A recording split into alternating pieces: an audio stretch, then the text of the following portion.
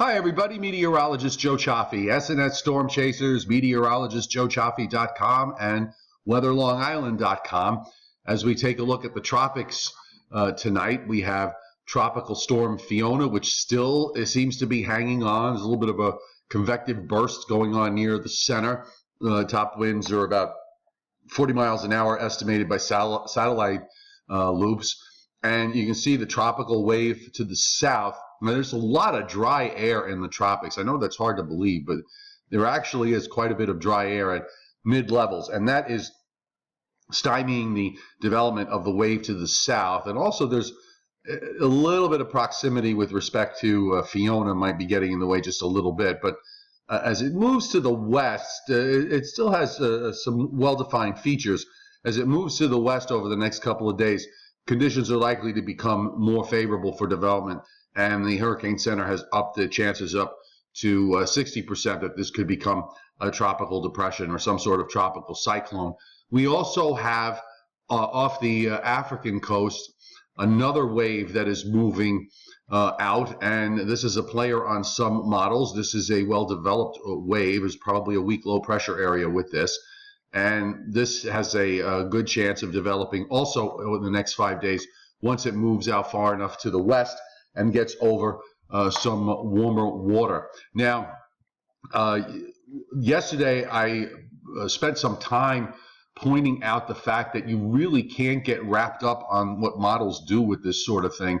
And I'm going to show you today's versions of what's happening. First off, with respect to the GFS. And I'm going to roll this back to the very beginning, and you'll see what happens here. Now, this is Fiona. This is the wave to the south.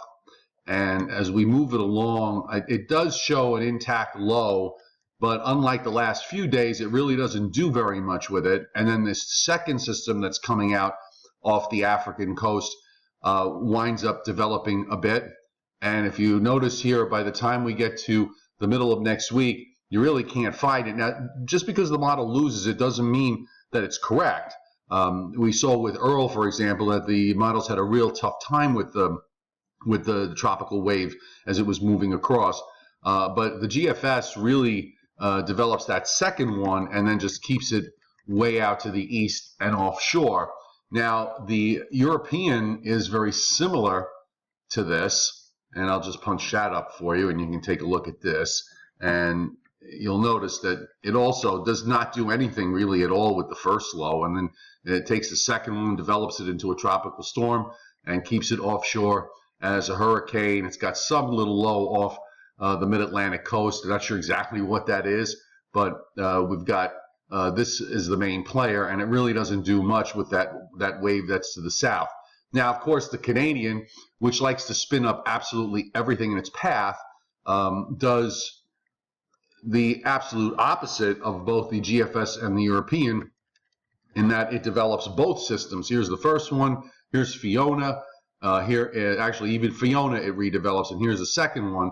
And you'll notice that Fiona strengthens again. Here's the wave that's heading toward the Windward and Leeward Islands, and it strengthens that into a hurricane off the southeast coast and takes the third one and has it kind of trailing behind it and to the east. Again, this is great fiction at this point, and it's not something that you need to get wrapped up in terms of what's happening. And one of the things I'm noticing in terms of the upper air, unlike yesterday with this trough that's approaching the east coast, it does drop a trough into the western Great Lakes, but it's progressive enough that if it's like this, anything that's down here would wind up turning north, then eventually northeast and out.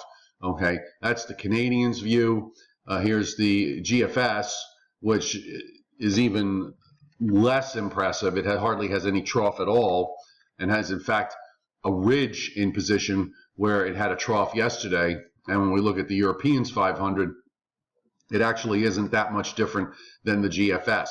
So you can see how these models change from day to day, and to get wrapped up into any specific solution is really just an exercise in futility. Okay, let's take a look real quick at the severe weather threat for Sunday, and the Storm Prediction Center has a marginal risk of severe weather for south central New York, the eastern half of Pennsylvania, westernmost New Jersey, and then extending down into Maryland, Delaware, and into northeastern Virginia. The area that probably stands the greater chance to see the strongest storms will be to the south, I think. The atmosphere is not really all that unstable, and the conditions in the atmosphere in terms of the lapse rates, temperature decreasing with height, are not all that impressive.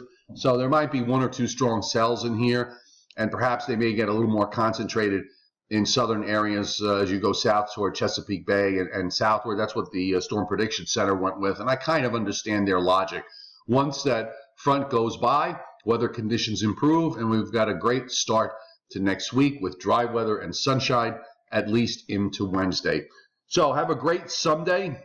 Don't forget, tune in to SNS Storm Chasers and meteorologistjoechaffee.com and weatherlongisland.com for all the latest current and future weather developments. And of course, we'll keep our eyes open on the tropics.